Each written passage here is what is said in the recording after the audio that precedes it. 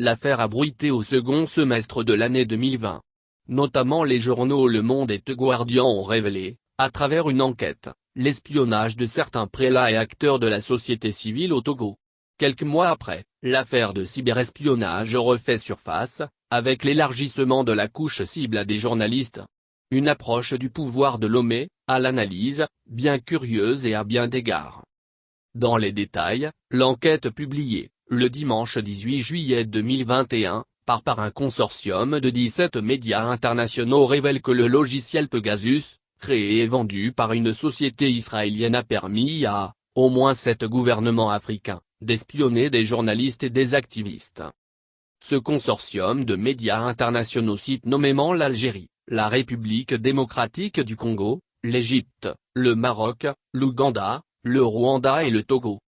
Cette carte publiée par l'ONG Forbidden Story, basée à Paris, en partenariat avec Amnesty International, loin d'être une exclusivité africaine, indique par ailleurs que le logiciel espion israélien a été utilisé pour cibler, en tout, 50 000 numéros de téléphone à travers le monde. Lesquels appartiennent à des militants de courants dissonants, des journalistes et des leaders politiques. Cette liste qui remonte à 2016, informe BBC, inclut les numéros d'au moins 180 journalistes dont ceux de La Voix.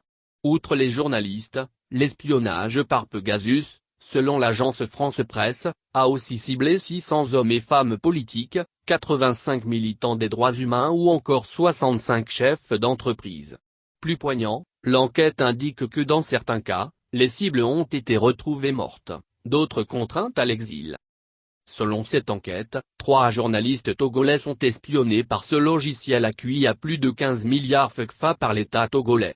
Il s'agit, d'abord du journaliste d'investigation et directeur de publication du journal L'Alternative, Ferdinand Haïté, ensuite de l'ancien directeur du groupe de presse Sud Média, notamment de la défunte LCF, Luc Abaki dont on connaît la proximité avec l'ancien ministre d'État en charge de l'administration territoriale et directeur de cabinet du chef de l'État, Pascal Bodjona, tombé entre-temps en disgrâce auprès du prince, puis de Carlo Quetou, directeur de publication du journal L'Indépendant Express dont la justice a récemment ordonné le retrait de récépissé, dans la fameuse affaire de vol de cuillères dorées.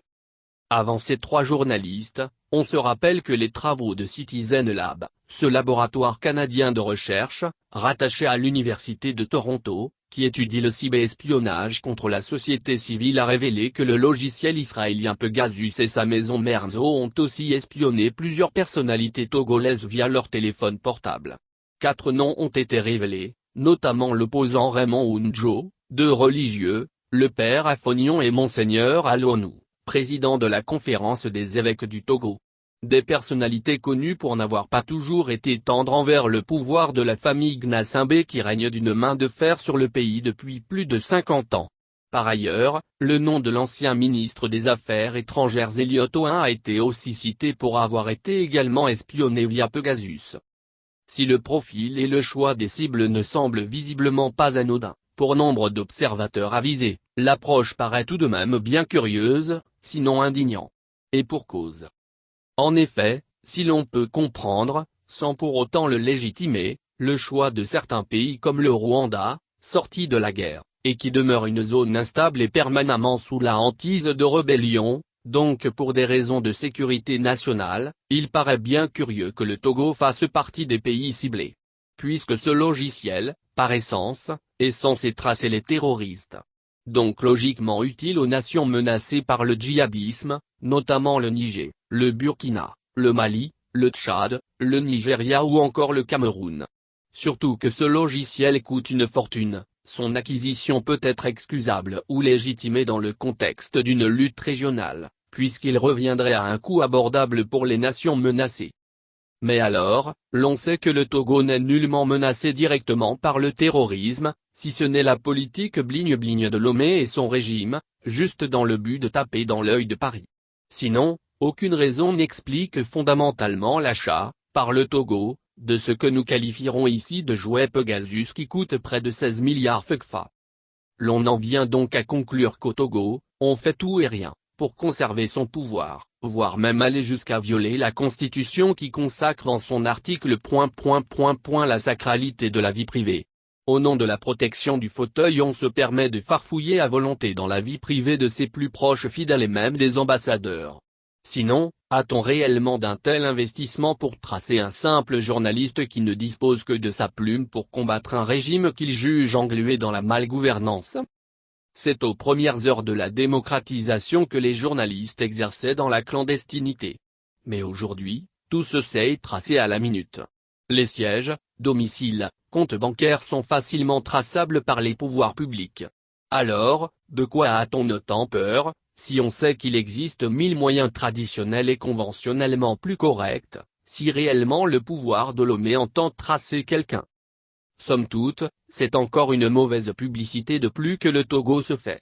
Mais ce feuilleton paraît tout de même plein d'enjeux quand on sait que même les proches de Faure, y compris des représentants diplomatiques, des securocrates, nombre d'entre eux sont tracés.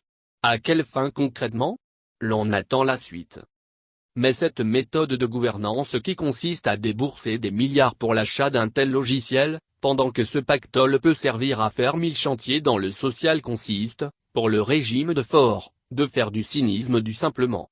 L'on pense mieux sécuriser son pouvoir en utilisant les deniers publics à acheter des logiciels extra-gamme pendant que le contribuable ploie sous le poids de la vie chère.